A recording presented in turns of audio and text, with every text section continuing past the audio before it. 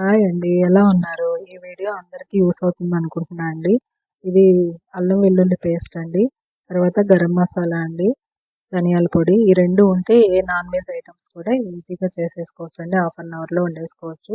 తర్వాత పోపుకి కావాల్సిన సామాన్లన్నీ ఇలా కలిపి పెట్టేసుకుంటే ఒక స్పూన్ ఏసేసుకోవచ్చండి.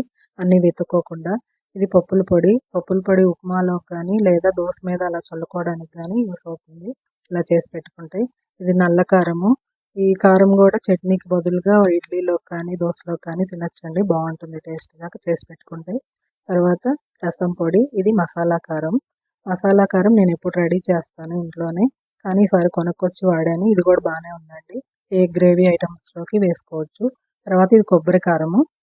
కొబ్బరి కారము ఏ ఫ్రై కర్రీస్ చేసినా గూడా ఒక స్పూన్ ఏసుకుంటే సరిపోతుందండి.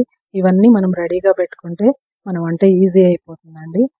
ఈ వీడియో నచ్చితే నాకు లైక్ చేయండి.